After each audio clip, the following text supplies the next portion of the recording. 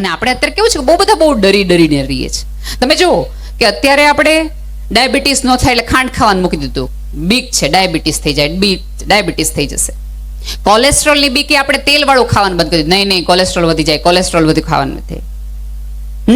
BP ની બીકે અથાણા મૂકી દીધા, મીઠું મૂકી દીધું, બધું ડરીને મૂકતા ગયા, ડરતા ગયા. પણ ખાવાનું મૂકી દીધું, મીઠું મૂકી દીધું, તળેલું મૂકી દીધું, ન ખાવાનું ખાવાથી મૂકી દીધું. પણ જે ન ખાવું જોઈએ, હરામનું ન ખાવું જોઈએ, એ મને મૂક્યું નહીં. એનાથી ઉપરવાળાને ડરે હરામનું ખાવાનું ન મૂક્યું. મૂકવું તો ઉપરવાળાની બીકે એ મૂકવું જોઈએ ને. બીપી કોલેસ્ટ્રોલની બીકે જો તમે આટલું ખાવાનું મૂકી દેતા હો તો ઉપરવાળાના ડરના કારણે તમારે મૂકવું જોઈએ. અમારા નાની બા બહુ સરસ એકવાર વાત કરતા હતા કે પહેલાના જમાના કદાચ આમાંના ઘણા બધા ગઢિયાઓને ખબર હશે કે ઓલી જમીનમાં સહી સાહેબ ની કરાવવાની તો સાહેબ 2 રૂપિયા, 5 રૂપિયા, 3 રૂપિયા લે ત્યારે સહી કરી દે. એટલે આવા એક સાહેબ કે જે સહી કરવાના પૈસા લે, ગામ આખું કંટાળી ગયું હતું સાહેબથી. આવું કોઈક વડીલ વૃદ્ધ હશે વડલા જેવું, એને એમ કીધું કે એક કામ કરો ને સાહેબ ને તમે આજ જઈને બધા યુવાનો જઈને કહો કે સાહેબ એક કામ કરો, આજ સાંજે અમારા બધાના ઘરે એક વાડીમાં આપણે જમણવાર રાખીએ અને બધાનું હાગમટે પતાવી દઈએ. બધાને તમારે 2-5 જે લેવાના હોય એક હારે તમે લઈ લેજો. સાહેબ ને વાત સાચી લાગી. સાહેબ ઘરે કઈ ના આવ્યા, આજથી વાંધો નહીં આવે. આજે આખા ગામે ભેગા થઈને નક્કી કર્યું સાહેબને દઈ દો. પીરસવા માંડ્યો સાહેબનું બધું. પછી ઓલા જે વડીલ હતા કે જેને આખો માચડો રચ્યો હતો સાહેબને જમવાનો ને ઓલું વધારાનો દેવાનું, એને સાહેબને લસણની ચટણી મૂકી. એટલે સાહેબ કે હું લસણ નથી ખાતો, હું લસણ ખાવ તો મારું પેટ બગડે, લસણ નથી ખાતો. એટલે ઓલા દાદાએ બીજી ચમચી લસણની ખાધી કે સાહેબ લસણ ખાવાનું શરૂ કરી દો. લસણ ખાવાથી તો તમારું પેટ બગડશે, પણ હરામનું ખાવાથી તો તમારી પેઢીઓ બગડશે, એટલે એ રહેવા દો, ત્યાં સ્ટોપ થઈ જાઓ, એ નથી ખાવા જેવું. ક્યાંક આ બધી કથાઓ મારી અને તમારા માટે પાસે આ જગતના ચોકમાં જવા માટેના ઉમરાનું કામ કરે છે. કે તમે ધડ દઈને ન જવાની જગ્યાએ જતા હો તો એકાદ વાક્ય તમને રોકે. ન ખાવાનું તમે ખાતા હો તો એકાદ શબ્દ અને એકાદ અવતારની વાર્તા તમને બીવડાવે, ડરાવે અને સમજાવે કે આ કરવા જેવું નથી. કારણ કે ઓલાએ કર્યું હતું તો આપણને ખબર છે કેવી રીતે થયું હતું.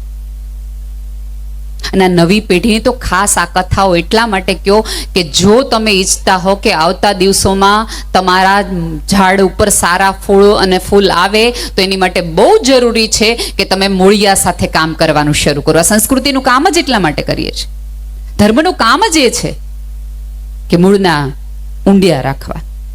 કેટલી બધી જગ્યાઓ એવી છે કે જ્યાં હું ને તમે આ કરી શકીએ છીએ. યુવાનો અહીંયા કેટલા બધા બેઠા છે. અને આવતા દિવસોમાં તો જ્યારે સ્ત્રીઓ સંતાનોને મોટા કરશે ને, આમાંના કેટલા બધા બા એવા હશે કે અમે તને મોટા કર્યા ત્યારે તને ખબર નથી, અમે કેટલી મજૂરી કરી, કેટલા ખાડા ખોદ્યા, કેટલું આ કર્યું. હવે અમારીની પેઢી છે એને પોતાના સંતાનોને એવું કહેશે તને ખબર નથી, તને મોટા કરવામાં અમે 3 કલાક ઓફલાઈન રહ્યા ને તને મોટા કર્યા છે. એટલું આપણે મોબાઈલમાં રહેતા હોઈએ. 3 દિવસથી સ્ટેટસ નથી બદલ્યા ને તને ભણાવ્યો, તું સમજ આટલું મહત્વ છે તને ભણાવવાનું. અને ભાઈઓ બી એવું કહેશે,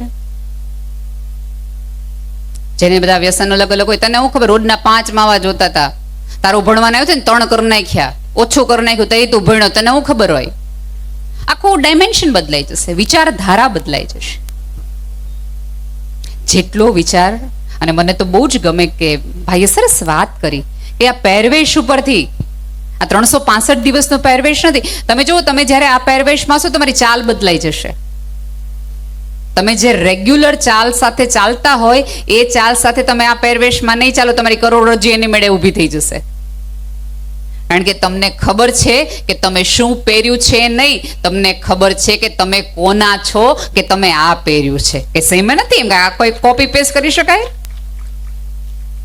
બધા જેવું થઈ શકે. જો બધા જ પ્રકારના દેખાડા થઈ શકે કે હું સારી છું, હું બહુ મળતાવળી છું, હું બહુ સમાજ સેવક છું, હું કોઈ દિવસ કોઈનું ખોટું કરું નહીં, હું બોલું નહીં. આવા બધા તમે દેખાડા કરી શકો. તમે કોઈ દિવસ દાન દેતા હોય દાનવીરના દેખાડા નહીં કરી શકો. એની એક્ટિંગ થાય જ નહીં, તમારે દેવું જ પડે. ભાઈએ પૂછી લીધું ને કે વ્યક્તિગત છે કારણ કે દેવા પડે, એ કરવું પડે. કોઈ દિવસ નહીં. થોડા શાંત થાવ. અત્યારે આ યુગની સૌથી મોટી સમસ્યા, ખાસ કરીને યુવાનોમાં, બહુ જલ્દી આપણે ગરમ થઈ જઈએ છીએ. લોહી ચોક્કસ ગરમ રખાય, પણ હવે તલવારમાં નહીં, કલમમાં રખાય, વિચારમાં રખાય, તમારી વાતથી પરિવર્તન લવાય. હવે એવા યુગમાં છીએ. અને હમણાં કદાચ તમે થોડા વખત પહેલા સાંભળ્યું હશે, એલન મસ્કે જ બહુ સરસ વાત, કે જે એઆઈ, આ ટેકનોલોજીને આખા જમાને જે નવયુવાનોને લાગુ પડે એવી વાત છે, કે એણે એક કીધું, આજ સવારના જ છાપામાં છે, કે 10 લાખ જેટલી નોકરીઓ જતી રહી કોમ્પ્યુટર અને એઆઈના હિસાબે. કોની નોકરી ટકશે? તો કે જેને જમીન છે ને જેને ખેતી કરતા આવડે છે, આ 2 જ વ્યક્તિઓ આવતા દિવસોમાં ટકી જવાના છે. બાકી ભૂલી જાઓ, આપણે જો ખેતરો વેચીને આપણે ગાડી પાછળ ગામનું નામ લખાવી દેવાનું હોય, તો એ ગાડી જ્યારે જશે ને ગામે વયું જશે. હા, આ વૃદ્ધ ચામડી, કરચલીવાળી ચામડી, આ સફેદ ગુમડાને તો પગ પૂજવા જોઈએ. એમણે કેવા કેવા કપરા દિવસો કાઢ્યા, સાયકલમાં દિવસો કાઢ્યા, દેણા કર્યા, ભૂખ્યા રહ્યા, પણ એને ક્યારેય જમીન ન વેચી, કારણ કે એને ખબર હતી જમીનનો ટુકડો હશે ને તો મારી હાથ પેઢી જમીનના ટુકડામાંથી તરશે. એને એટલું ધ્યાન રાખ્યું મારું ને તમારું. એટલે હવે ક્યારેક પિતાને ન પૂછતા તમે અમારી માટે કર્યું હું. થાય કોઈક મોટા માણસને જોઈને ઈચ્છા થઈ જાય આપણને કે આના પપ્પાએ આટલું કર્યું, ઓલાએ આમ કર્યું, ઓટલાએ આમ કર્યું. પણ તમારા પપ્પાએ એની પાસે જે હતું ને સાચવી રાખ્યું. આપણે કદાચ આપણી પેઢી માટે સાચવી રાખી શકશું કે નહીં એ આપણને ખબર નથી. આટલો મોટો કે જે ટેકનોલોજી સાથે જોડાયેલો માણસ, વિશ્વનો સૌથી પૈસાદાર માણસ, જો એમ કહેતો હોય કે જેની પાસે જમીન છે ને જેને ખેતી કરતા આવડે છે એના જ આવતા દિવસે, કારણ કે બધું જ કામ રોબોટ કરી શકશે, કોમ્પ્યુટર કરશે, પણ આ કામ તો તમારે માણસે જ કરવું પડશે. તો તમે તો એની સાથે જોડાયેલા લોકો છો, સાચવી રાખજો. આ વિરાસત છે તમારી. જેમ ધર્મ સંસ્કાર એ છે, એમ તમે જે પાયામાં જે જમીન સાથે છો એ જમીન સાથે સંપર્ક રાખજો. અને 100% કહું છું કે અહીંયા બેઠેલી નવી પેઢીને થોડી કામ કરવામાં રાખજો. આ આવડું મોટું આયોજન છે, કેટલા બધા લોકો આમાં જોડાણા હશે. હું તો બહુ અંગત રીતે માનું છું કે અહીંયા બેઠેલી તમામ વ્યક્તિઓએ વ્યક્તિગત રીતે એક જવાબદારી લેવી જોઈએ. એક જવાબદારી. પણ આપણે તો જમણવારમાં એટલી ગળદી થતી હતી રોજે રોજ, પછી હું તો તેથી જમી જ નહીં. આવું બોલવું બહુ જ સહેલું છે, ખબર નહીં. આજ કઈ દાળમાં મજા જ નહોતી આવતી. તેથી પહેલેથી દાળ હતી ને એવી હતી. આવું બોલવું બહુ જ સહેલું છે, પણ આટલી ગીર્દી થાય. આમાંના કઈ બહેનોએ એવું કીધું કે આપણે એક કામ કરો, લાઈન રાખો, પેલા આટલી બહેનોને જમીને બહાર નીકળી જવા દો. એવું ના કરીએ આપણને. વિચાર તો આપણને ફરિયાદ કરતા પહેલા આ વિચાર કરો કે ઓહો, ટોળા બાયું સમજે નહીં, પણ હું ઈ જ છું, હું એ જ છું. કોઈ પણ ફરિયાદ કરો ત્યારે પહેલા તમારી જાતને એ પૂછો કે તમે આ પરિવર્તન લાવી શકો એમ છો, તો ત્યાં સુધી જાઓ. જીભને મેં કીધું એમ કાબુમાં રાખો ને થોડા શાંત થાવ.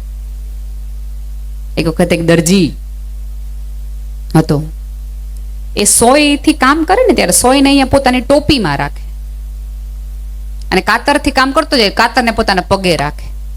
કાતર મોંઘી છે, સોય સસ્તી છે.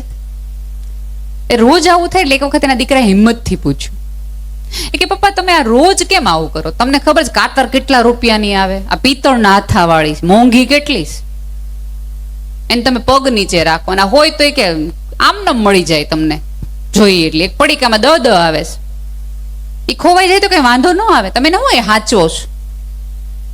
ત્યારે એના પિતાએ સોયમાં દોરો પોરવતી વખતે એવું કીધું હતું કે સોય છે ને એ જોડવાનું કામ કરે છે ને, સાંધે છે ને ફાટેલા ને તૂટી ગયેલા ને, એટલે એને માથે ચડાવું છું. ને કાતરના કામ છે ને 2 જણાને કાપવાના છે, એટલે એને પગે રખાય. કાપવાના કામ કરશો ને તો આજીવન પગે રહેશો ને ગામની બહાર રહેશો. જોડવા વાળા બન્યા ને તો 5 જણામાં પૂછાશો ને તમે નહીં હોય તોય તમારા નામ દઈને કહેવાશે કે ઓલા ભાઈને ફલાણા ભાભીને બોલાવો ને એનું કામ પડ્યું છે, આ ઘર તૂટી રહ્યું છે, આ 2 ભાઈઓ બાંધી રહ્યા છે. બાકી ઘણા તો એવા સ્વભાવ વાળા હોય ને કે હોય તો એમ લોકો એમ કે ઈ ન હોય ને ત્યાં કામ પતાવી દેજો, બાકી આવશે ને તો હમણાં મળશે.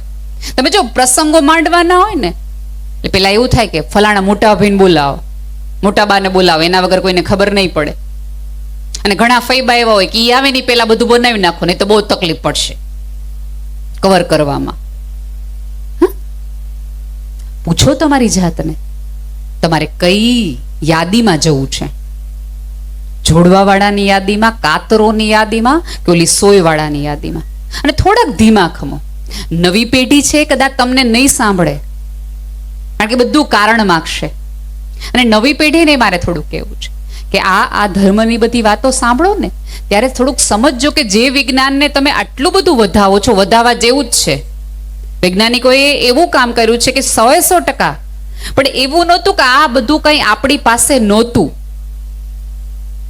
આમાંના કેટલી પેઢી હજી છે એ મીઠાથી દાંત ઘસે છે. કેટલા બધામાંના લોકો હજી કદાચ હશે બા. હવે ઓલી આલિયા ભટ્ટ આવીને આપણને સરસ એમ કે ક્યાં આપકી પેસ્ટ મેં નમક હે, લઈ આવીએ. અમારી પાસે તો હતું જ તે, તમે કઢ્યું. તમને ખબર હશે કે આ વખતે છાપામાં કદાચ નવી પેઢીએ વાંચ્યું હશે, અને જે લોકો IAS IPS ની તૈયારી કરતા હશે એમને પ્રશ્ન આવશે કે વિજ્ઞાનનું જેને નોબેલ પ્રાઇઝ મળ્યું છે એ માણસે કેન્સરની રસી શોધી, એટલા માટે એને નોબેલ પ્રાઇઝ મળ્યું છે. એના એક કારણની અંદર એણે એવું કીધું છે કે મહિનામાં 2 વખત તમે નિર્જળા ઉપવાસ કરો ને પેટ ખાલી રાખો તો તમને કેન્સર થવાની શક્યતાઓ ઘણી ઘણી ઘણી ઘણી ઓછી છે. તો આપણી આ વ્યાસપીઠે આપણને બંને વખત કીધું કે 11 છે, નિર્જળા કરવી જોઈએ, 11ના દિવસે ફોળાહાર કરવો જોઈએ. એ તો હતું. અત્યારે આપણે એને નોબેલ પ્રાઇઝ આપીએ છીએ. આપણા ઋષિ મુનિઓએ આપણને કહીને જ અહીં સુધી મોકલ્યા છે. પણ આપણા બધાની તકલીફ એ છે કે ખોલીએ નહીં, જોઈએ નહીં. ધર્મગ્રંથો પૂજવા માટે નથી, જીવવા માટે છે. આપણી તકલીફ એ છે કે પૂજા કરીએ, વંદન કરીએ એટલે એનો અર્થ એવો નથી કે એને ખોલવાના નહીં. ખોલશો તો ખાલી થતા બચશો, તો ઉદી ભરાશો પણ ખરા. થોડુંક સમજવાનું રાખો. અને 2 પેઢી વચ્ચે જે અંતર છે, નવી પેઢી આ જ વાત જુદી ભાષામાં કરે છે, તો એને પણ થોડુંક સ્વીકારવાનું રાખો. ઘણી બધી એમાંની દીકરા હોય, દીકરીઓ હોય, જેને શહેરમાં રહેવું જ, શહેરમાં જ રહેવું હોય, ગામડે રહેવું જ ન હોય. તમે જો ઘણી બધી અત્યારે મોટામાં મોટી સમસ્યા, તમે આનંદગામમાં ગમે એવો મોટો બગલો હોય, ગમે હોય ને એ રહેવા દો. મુંબઈમાં નાના ઘરમાં રહેવું જ, પણ અહીં નથી આવું. કેમ? કારણ કે આપણે એવું માહોલ અને એવું વાતાવરણ પૂરું પાડી શકતા નથી જે માહોલ એને ભુજમાં, મુંબઈમાં ને અમદાવાદમાં ને અમેરિકામાં ક્યાંક મળે છે. પછી આપણે ન્યા જઈને મજૂરી કરશે, પણ અહીંયા નહીં કરે. ન્યા મજૂરી કરે તો એના મજૂરીના આધારે એને કોઈ વ્યક્તિ એવું નથી કહેવાનું કર આ કામ કરે છે. ધારો કે અહીંયા કેટલા બધા દીકરાઓ હશે, એ તમને એમ કહેશે કે ના મારે અમેરિકા જવું જ છે, મારે લંડન જવું જ છે. અને પછી આપણે બેઠા બેઠા એવી વાત કરીએ કે ત્યાં જઈને છે ને પેટ્રોલ પૂરશે, પણ અહીંયા નહીં કરે. ત્યાં એ પેટ્રોલ પૂરે છે ને તો કોઈ વ્યક્તિ એવું પૂછતું નથી કર આટલું ભણ્યો છે ને પેટ્રોલ પૂરે છે. અહીંયા તો ધારો કે બાપના સરસ મજાની નાની એવી દુકાનમાં બેસે ને તો આપણે 10 જણ આપણે જ કેવા વાળા હોય, અર આટલું ભણ્યો ને બિચારો જોતો ઘરોજી અહીંયા જ બેઠો છે. એટલે ઓલા એમ થાય કે અહીંયા રહેવું ને કરતા ન્યા વયા જાઓ, ભલે બાપનું ખેતર વેચીને જો અમેરિકા જવું પડે તો ન્યા વયા જાઓ. ત્યાં કોઈ પૂછશે તો નહીં, કોઈ કહેશે તો નહીં. આ પેઢી છે ને ટિકટોક જનરેશનમાંથી છે. તમારી ટકટક તો બિલકુલ નહીં સાંભળે. તમે ઈચ્છતા હો કે તમને સાંભળે તો પહેલી પૂર્વ શરત એ છે કે એને આ બધા ચોકઠામાંથી બહાર લાવો કે તું આ છો ને તું આ છો ને. આપણે બધા કેવા છે, ઓલી કેસેટ શરૂ થઈ જાય કે અમે તમારી માટે આ કર્યું ને અમે તમારી માટે ઓલું કર્યું ને ઓલું તમારી માટે આમ કર્યું છે. આવું બધું કશું જ કહેવાના બદલે થોડા શાંતિથી ને સમજવાના રાખો. દીકરીઓને સરસ ભણાવો છો તો દીકરીઓને નમ્ર વિનંતી છે કે તમે ભણો છો એનો અર્થ એ નથી કે રસોડું છે એ તમારી જાગીર નથી. એટલે એક બહુ જ મોટો વર્ગ એવો છે જેને ભણેલ દીકરીઓ ટેલ નથી જોતી, કારણ કે એ લોકો એવું માને છે કે ભણેલ છે એટલે રસોઈ નહીં આવડતી હોય. હવે ધારો કે તમારે ત્યાં કોઈક સરસ દીકરાનો માગો આવે છે અને છોકરાવાળા એવું કહે છે કે અમારો દીકરો બહુ ડાયો છે, બહુ સંસ્કારી છે, એક પણ પ્રકારનો વ્યસન નથી, ભણેલો છે, બધું રાત્રે 8 થાય એટલે ઘરે આવી જાય, બધું જ કરે, આટલા સંસ્કારના વખાણ કરે અને આપણને એમ થાય કે વાહ આની યારે કરવા જેવું જ છે. અને પછી હળવેકથી દીકરાના મમ્મી એમ કે પણ અમારો દીકરો કમાતો નથી. પાડો હા? નહીં પાડો તમે. તો આપણે કેમ એવું કહી શકીએ કે અમારી દીકરી બધું છે, ડાય છે, ભણેલી છે, આ આવડે છે, આવડે, પણ રસોઈ નથી આવડતી? રાધર, રસોડું તો તમારું રજવાડું છે. ઉપરવાળાએ 1000 હાથવાળી સ્ત્રીને એટલા માટે જ કીધી છે કે ઘર, બાર, ઉમરો, માળિયું એ બધું જ સંભાળી શકે છે. હમણાં જોયું ને તમે આખું? તમે જુઓ, પુરુષોના એક પણ કામ એવા નથી કે જે એક સાથે 2, 3 અને 4 થઈ શકતા હોય. વૈજ્ઞાનિકોએ 4 ગેસના બર્નર બનાવ્યા છે, ખબર ને? અત્યારે એવા ગેસ આવે છે કે 4 એક સાથે. એનો અર્થ એ છે, વૈજ્ઞાનિકોએ, મનોવૈજ્ઞાનિકે ટેસ્ટ કરી લીધો છે કે સ્ત્રી છે એ એક સાથે 4 જગ્યાએ ધ્યાન આપી શકે છે. આ બાજુ રોટલી થાય, આ બાજુ શાક બનતું હોય, આ બાજુ દાળ ઉકળતી હોય, અને આ બાજુ દૂધ ઉભરાય નહીં. 4 ગેસ ચાલુ હોય, કામવાળીને કહેતી જાય, મોટર બંધ કરતી જાય, અને આટલું બધું ધ્યાન રાખ્યા પછી પણ હોલમાં એનો સાસુ ને એના વર કઈ રીતે એકબીજાની ચડામણી કરે, ન્યાય એના કાન હોય. એટલે ભૂલી જજો અમારે 4 હાથ 4 આંખું છે, અહીંયા તે બધી બાજુ નજર હોય, બધી બાજુ ધ્યાન જાય. આટલી ક્ષમતા હોવા છતાં આપણી ગમતી વસ્તુ માટે કેમ આપણે આટલા ઓછા ને ઉણા ઉતરીએ છીએ? જે વસ્તુનો ગર્વ આપણે લેવો જોઈએ કે આ મારાથી જ થાય. કલ્પના તો બહુ દૂરની વાત છે, કે સ્ત્રી વગર કલ્પના તો બહુ દૂરની વસ્તુ છે. આજે તમામ ધોળા કપડાઓ સરસ મજાના છે ને, એની માટે કેટલી માઓએ પોતાના હાથ અને જાત બંને ઘસ્યા છે, ત્યારે એ ઉજળા રહ્યા છે. તો એ માની પણ કદર કરો. અને ક્યારેક આ વૃદ્ધ પેઢી છે એનાથી બોલાઈ જાય, કારણ કે આપણે જે જાહો જલાલી અને જે ઉડાવપણું જોયું ને એને જોયું જ નથી આ. એટલે એની માટે બહુ પીડાદાયક છે બધી વસ્તુ. આટલું કામ ન કરી શકાય, આટલું કામ ન કરી શકાય. બાને પણ કેવું છે કે કામવાળા માટે દીકરાની બહુ વારે માથાકૂટ ન કરો. રાધર બહુ આનંદથી માથે હાથ ફેરવીને કહ્યું, મારો દીકરો કેવો કમાય કે તને રાણીની જેમ રાખે, તાર કાંઈ કરવું નથી પડતું આ ઘરની અંદર. એ બદલે આપણે જ શરૂ થઈ જાય, અમે તો કર્યું જ છે ને, અમે ક્યાં નથી કર્યું, અમે ઓલું કર્યું જ છે ને. છેલ્લી વાત, મમ્મીઓની વિનંતી છે કે તમે ઓફલાઈન રહીને દીકરા ચોક્કસ મોટા કરો છો, દીકરીઓ મોટી કરે છે, પણ બાળકોને જમાડતી વખતે મોબાઈલ ન આપો. સૌથી મોટી સમસ્યા. અને પાછા આપણે એટલા પ્રેમથી કહીએ કે મોબાઈલ ચાલુ કરી દો ને, ગમે એટલું જમી જાય ને ખબર જ ન પડે. એ તો તકલીફ છે, એને જમ્યું નહીં, એને ઠૂસ્યું કહેવાય બેન. રાધર, બાળકને ખબર પડવી જોઈએ કે આ રોટલી છે, આ શાક છે, આ દાળ છે. દાળ પીતી વખતે મરચું વચ્ચે આવે તો એ તીખું લાગે, તેથી મરચું બાજુમાંથી કાઢવાનું હોય. સ્ક્રીન ઉપર ધ્યાન એટલું બધું ન રાખો કે આવતા દિવસોમાં સંતાનોને ક્યાંક મૂકવા જવા પડે. અત્યારે તમે છેલ્લા કેટલા બધા એવા કેસીસ જોશો ને, તો માએ મોબાઈલ ન આપ્યો એટલે મારી નાખે. ક્રિમિનલ કેસીસ છેલ્લા 2 વર્ષના જોજો. જે જુવાન દીકરીઓ છે એને વિનંતી છે કે 40 થી 35 વર્ષની કે 50 વર્ષની સ્ત્રીઓ છે એને બતાવે આ બધું.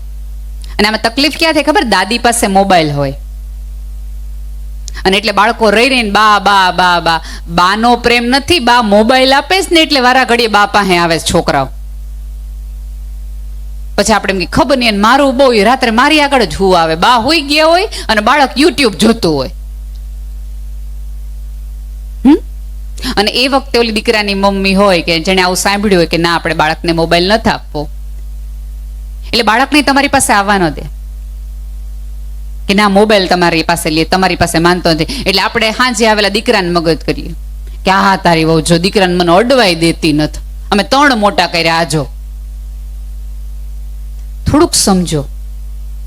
એને પોતાનું સંતાન, એને ખબર જ છે કે સૌથી વધુ સુરક્ષિત તમારા હાથમાં છે, પણ ઓલા જે મોબાઈલની લત તમારા દ્વારા લાગે છે એને સ્ટોપ કરાવી છે. કારણ કે એ જયારે ડોક્ટર આગળ ભૂજ લઈ જાય ને બાળકને, તે ડોક્ટર ના પડે છે કે ચોકલેટ ન દેતા, ચોકલેટ ન દેતા. અને તમે જ્યારે જ્યારે જાઓ છો ત્યારે બાળક તમારી યાર, હાલો બા હું તમારી યાર આવું, હાલો બા હું તમારી યાર આવું. એ તમને તમારો પ્રેમ ને તમારી આંગળી માટે નથી આવતું, કારણ કે તમે જેવું બાળક વેન કરે એટલે તમે તરત કહો છો કે આપો ના 5 રૂપિયાની ચોકલેટ. એ વખતે તમારે બહુ પ્રેમથી કેવું પડે કે બેટા ચોકલેટ નથી ખાવાની, મમ્મીએ ના પાડી છે. હવે આમાંનું ધારો કે કોઈક બાળક હોય 10મા ધોરણમાં હોય કે 8મા ધોરણમાં હોય ને શિક્ષકે ના પાડી છે કે રમવા નથી જવાનું, રમવા નથી જવાનું, ભણવાનું છે. એટલે મમ્મી ના પાડે કે નથી જવાનું રમવા, નથી જવાનું રમવા. એટલે છોકરો છે પપ્પાને પૂછે કે મમ્મી રમવા નથી જવા દેતા, બહાર રમવા નથી જવાના. એટલે આપણા અંદર તરત ઓલો પુરુષ જાગે, ના હું પડે, ઘર મારું છે, જા તમ તારે. એટલે છોકરાને એમ થાય કે ઓકે, આ બે પાર્ટી અલગ અલગ છે, આના વચ્ચે વિખવાદ કરાવીને આપણું કામ કરાવી શકાય એમ છે. એટલે એ રમત રમતું થઈ જાય. અને અત્યારે હું ને તમે કામે બાળકો પાસેથી એમ કરાવીએ, જો તું આટલું કરી નાખીશ ને તો હું તને મોબાઈલ આપીશ, જો તું આટલું કરી નાખીશ ને તો હું તને ચોકલેટ આપીશ, તું આટલું કરી નાખીશ ને તો હું તને ઓલા ગેમ ઝોનમાં લઈ જઈશ. એટલે બાળકોને ઓકે એમ થઈ જાય કે ઓકે, આ મારા મમ્મી પપ્પા છે, એ મને હું આટલું કરું તો મને આટલું આપે છે, આટલું કરું છું. એટલે ગીવ એન્ડ ટેકના રિલેશનશીપ એ બાળકને સમજાઈ જાય. 5 વર્ષ પછી 25 વર્ષ પછી દીકરો તમને એમ કહે કે આ કાગળિયા ઉપર સહી કરો તો જ આ ઘરમાં રહ્યો.